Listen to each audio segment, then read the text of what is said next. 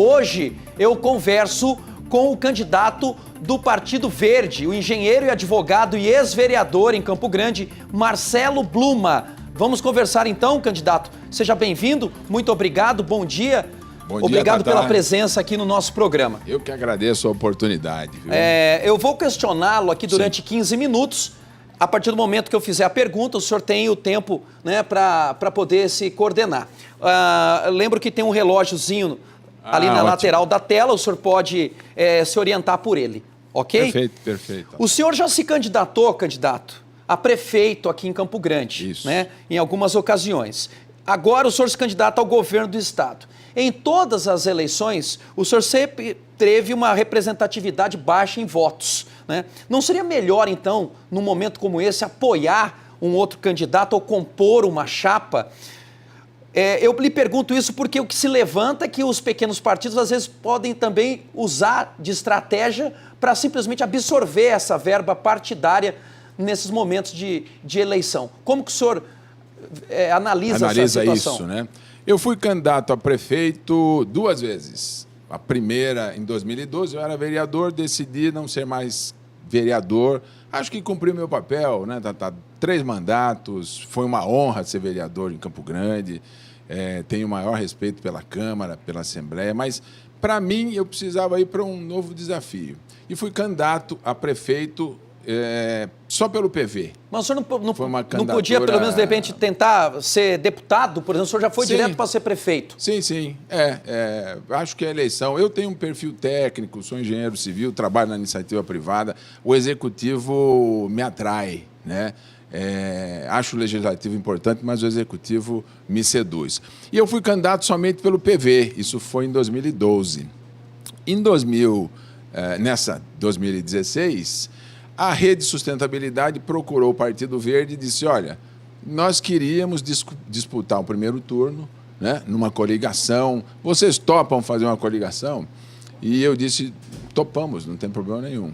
E por quê? Porque no primeiro turno, numa eleição de 2 turnos, e a lei criou isso, é a possibilidade, Tatá, dos partidos disputarem e colocarem o seu programa.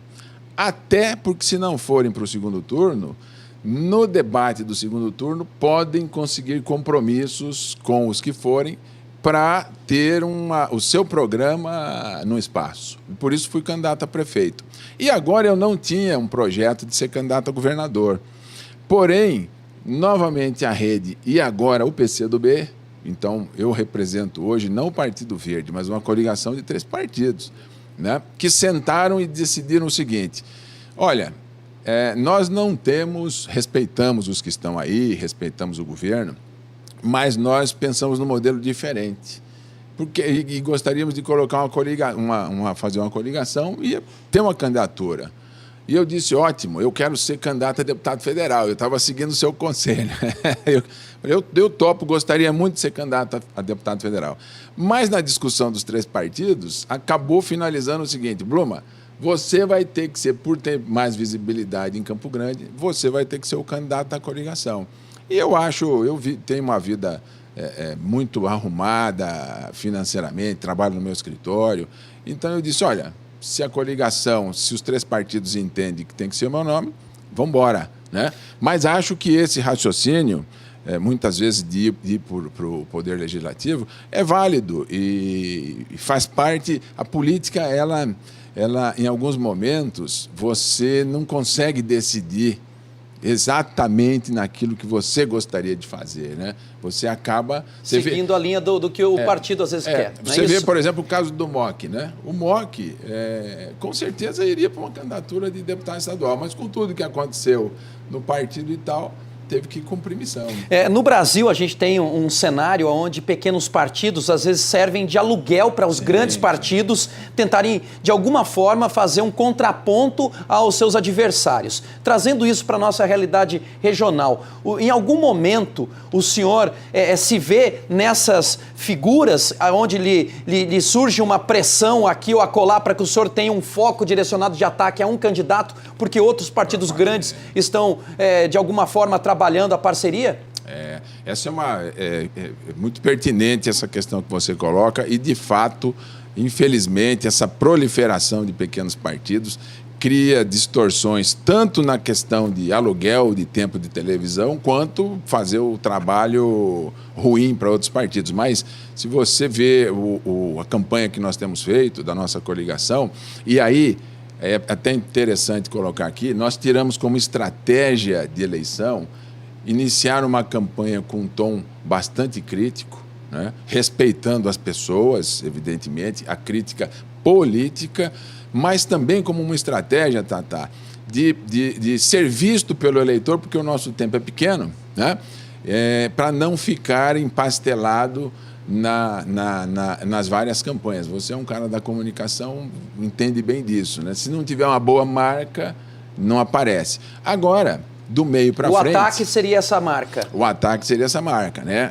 Eu não diria o termo ataque, mas a crítica contundente da realidade. Do meio para frente, se você olhar o meu programa hoje, você vai ver que propostas o tempo todo, porque uma vez visto, é importante que a gente faça o debate que a sociedade precisa das propostas para a gente construir o Mato Grosso do Sul melhor para todos. Bluma, a Marina começou a campanha com gás, com uma força, né? E como em outras campanhas, ela acabou ficando pelo caminho, se desgastou, reduziu aí a quantidade, né, de adeptos e de séquito de devotos, né? E agora está perdendo força. O Partido Verde não está convencendo? O que está faltando para o Partido Verde, ao seu ver, para emplacar nas eleições? Não só nacional, mas aqui regionalmente. Aqui também, né? Eu vejo que na questão da Marina é uma pena, é um grande quadro, mas talvez essa radicalização dos opostos que tomou conta do processo eleitoral. A polarização. Essa polarização, e campanha eleitoral é emoção, não é razão, né? A campanha eleitoral é extremamente emocional. E o Brasil, eu fui para o interior do estado, fiquei impressionado com o apoio ao Bolsonaro, né? Uma coisa muito forte, as pessoas estão fazendo adesivo do próprio bolso, enfim. E do outro lado, ficou no outro polo aquilo que tinha sido o governo. Então, lamentavelmente, porque eu considero a Marina um grande quadro, a campanha foi desidratando. Nessa questão que você coloca, na nossa capacidade de sensibilizar, né, o Partido Verde, eu acho que, de fato, nós precisamos, acho que a gente ainda não conseguiu traduzir o nosso programa da forma mais popular possível, né, para conseguir ampliar. Esse é um grande exercício, eu confesso, acho muito pertinente a tua pergunta, eu confesso que é um grande desafio para o PV, para a rede, conseguir explicar popularmente os conceitos da sustentabilidade, que é algo que a gente acredita que é bom para a sociedade. Agora, falando então dentro desse conceito, entrando especificamente nos seus projetos, o que seria uma vida mais verde aqui para Campo Grande e para Mato Grosso do Sul, em relação a um projeto realmente que o senhor possa ter, em relação a orgânicos, a postura do senhor em relação aos agrotóxicos, que é um tema nacional, né? Fazendo essa relação entre qualidade de vida versus produção. Sim, esse é um grande desafio que a gente coloca, um estado onde o nosso agronegócio é um sucesso. Eu sou fã do agronegócio de Mato Grosso do Sul porque incorporou tecnologia, aumentou a produção na mesma área e nós do PV nós defendemos isso, sustentabilidade.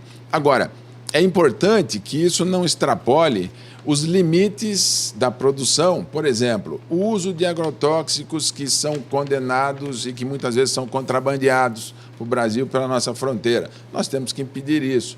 O licenciamento ambiental, nós temos que ter um licenciamento ambiental que garanta o empresário e que garanta também a população.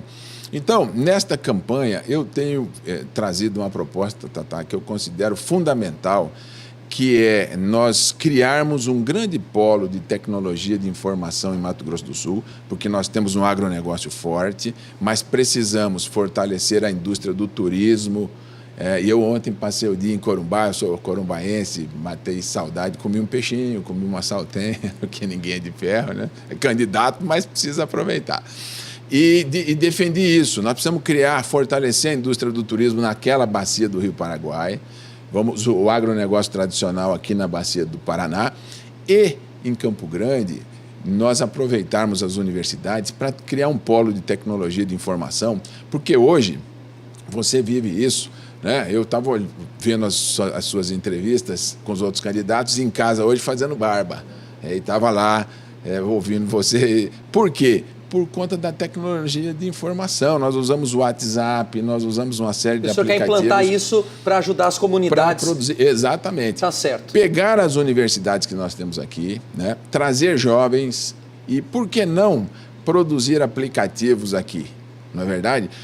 Eu, inclusive, tenho citado o exemplo do Recife. Que tipo de aplicativo, por exemplo? De todos os usos, para uso comercial, para uso de lazer. Mas isso já não existe? Existe, mas não é produzido aqui. Então, o que é que está acontecendo? Nós pagamos, o Uber, por exemplo, os meninos lá da Califórnia, lá de Palo Alto, ganham dinheiro aqui. Né? A venda, esse é um problema sério, inclusive, para o nosso comerciante. O senhor trabalharia um incentivo a TIs, a formações em relação a isso. E o governo pode ser o grande cliente. Por exemplo, por que não aproveitar os nossos talentos aqui para fazer um aplicativo onde o usuário da saúde marca a consulta dele no smartphone e acompanha o horário do atendimento? A prefeitura tem um aplicativo similar. Trabalhando isso, exatamente. Bluma, eu quero aproveitar que você está entrando nesse assunto em relação a propostas, e você foi vereador aqui, né, por 3 mandatos, não é isso? É verdade. Eu estudei um pouco o senhor e eu vi que o senhor apresentou mais de 130 projetos. Só que 50% deles, pelo menos, o senhor concedeu medalhas, o senhor mudou nome de rua, o senhor fez declaração de utilidade pública, o senhor até sugeriu mudar o nome do Parque Soter. Para quem quer ser governador... Mudamos para Franciel. Não são propostas amenas para quem tem uma visão mais holística de uma realidade onde falta, né, uma série de questões para a saúde, para a segurança pública, por exemplo? Faz parte do conjunto de atividades que você tem lá, né? Além dessas, eu fiz uma série de projetos. Por exemplo, fui o autor do projeto que acabou com o voto secreto na Câmara Municipal. Deu uma transparência incrível. Foi um projeto meu de 2001. Né? Eu vi essa semana o prefeito falando da arborização de Campo Grande e eu criei o projeto que estabeleceu a Semana da Arborização a partir de 21 de setembro, que hoje é feito pelo Executivo. Né? Queria até pedir, quando fizer as ações, cita o autor do projeto, que foi o Bluminha, lá em 2004. Criei a Secretaria Municipal de Meio Ambiente. E junto com isso, que aí não conta como projetos, eu fui um vereador distrital que me elegi ali pela saída de Três Lagoas, né? E nós não tínhamos uma infraestrutura quase nenhuma. E fui um vereador que levou todos os anos 2 grandes obras para aquela região. E hoje eu não sou vereador, mas meu escritório é lá, e eu questiono as pessoas, digo, olha, como faz falta um vereador daqui da região. Fazem 4 anos que não sai nem uma obra estrutural na região do Grande Tiradentes. Por quê? Porque falta um representante, como foi o Bluma, que não será mais, porque agora eu já estou noutra, mas falta um representante naquela região, um vereador que seja distrital. Então, os 3 mandatos foram 3 mandatos de muito trabalho, né? E eu me orgulho. Qual a proposta do senhor para as fronteiras? A questão do combate ao narcotráfico, né? De repente, algum trabalho de integração com o Paraguai, Brasil-Paraguai? O senhor tem alguma proposta? O Partido Verde tem alguma proposta dessa natureza? Tem. E nós, dentro dessa lógica de incorporar tecnologia, o que é que nós defendemos? Do ponto de vista prático de Mato Grosso do Sul, nós defendemos que nós tenhamos, que o governo estadual invista em inteligência policial e monitoramento. Porque o monitoramento hoje, você não precisa de pessoa, né, e de um contingente grande, você consegue fazer com equipamentos, você consegue fazer com drone, você consegue fazer com câmeras. O sistema PRF hoje tem um sistema que, quando você passa com o seu carro, o sistema identifica a sua placa e identifica se tem problema nesse carro. Você não precisa de uma pessoa ali.